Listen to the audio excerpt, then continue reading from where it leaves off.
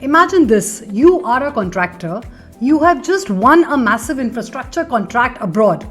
Your client, the beneficiary, is waiting for the bank guarantee to be issued before the work can begin. You walk into your bank, submit all the paperwork, and then you wait and wait and wait. Days go by, you assume the guarantee is being processed. You assure your client it is on its way, and then you find out the bank never issued it. They could not or they would not, and nobody told you. Your contract is now at risk, your reputation is on the line, and every single day of silence costs you dearly. This is not a rare scenario, my friends, this happens. And Article 9 of URDG 758 exists precisely to make sure it never happens without accountability. Welcome back to English Trade Bites, your article by article deep dive into URDG 758, the ICC's Uniform Rules for Demand Guarantees. I'm Ravneet, and if you're joining us for the first time, subscribe right now to Ravneet Knowledge Bites on YouTube and explore the English Trade Bites playlist. Every earlier episode is right there waiting for you. Today we are on Article 9, Application Not Taken Up. And this one is short, sharp and more powerful than the size suggests. Article 9 of URDG 758 is one of the most concise articles in the entire rulebook. It says this: where at the time of receipt of the application, the guarantor is not prepared or is unable to issue the guarantee, the guarantor should without delay so inform the party that gave the guarantor its instructions. That is the entire article. One rule, one obligation, one word that carries enormous weight, and the word is without delay. Not eventually, not when convenient, not after internal discussions, without delay. The moment the bank knows it cannot or will not be able to issue the guarantee, it must immediately inform the instructing party. No silence, no assumption, no letting the applicant wait in the dark while the clock is ticking on their contract. And while Article 9 is compact, the consequences of ignoring it are anything but small.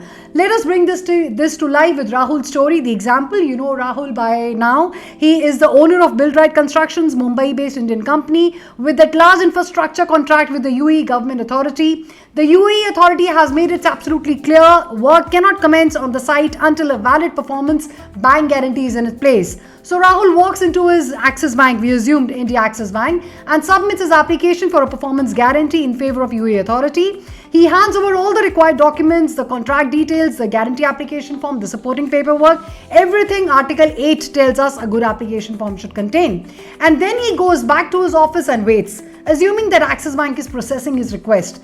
Now let us say behind the scene at Axis Bank there is a problem. Maybe Rahul's credit limit has been fully utilized and the bank's internal risk team is not in a position to extend a fresh guarantee at this time. Or perhaps there is a compliance issue that needs to be resolved before the bank can proceed. For whatever reason, Axis Bank at the time it receives Rahul's application is not in a position to issue that guarantee.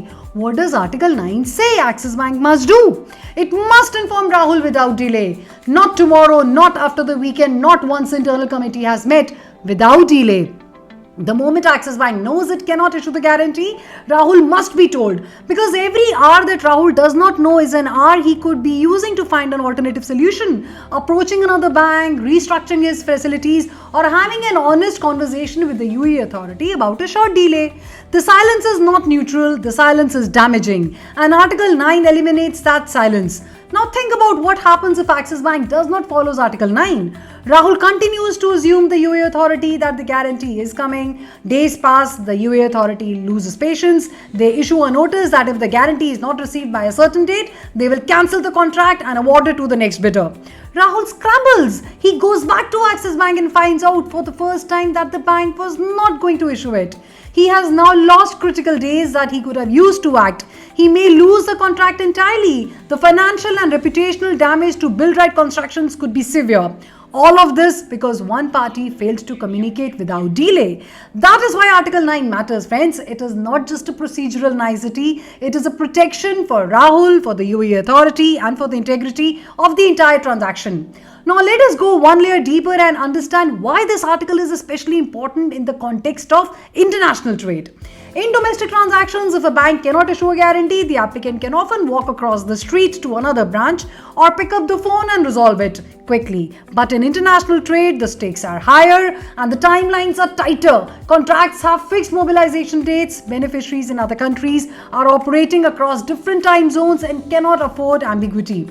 Counter guarantors and correspondent banks are waiting for instructions. The entire chain, which we discussed in Article 5, depends on each link communicating promptly and clearly. A bank that sits on an unactionable application without informing anyone does not just create a problem for one applicant, it creates a ripple effect across the entire transaction chain. Article 9 cuts the ripple off at the source by making prompt communication a mandatory obligation, not a courtesy. So the practical takeaway from Article 9 is clear and important. If you are a guarantor bank, the moment you determine you cannot or will not be able to issue a guarantee, upon receiving the application, you must communicate this to the instructing party without delay.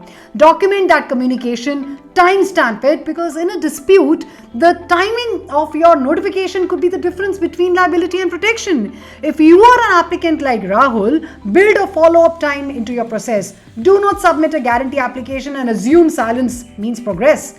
Confirm the receipt, ask for a timeline, and if your bank cannot proceed, use that information immediately to protect your commercial position.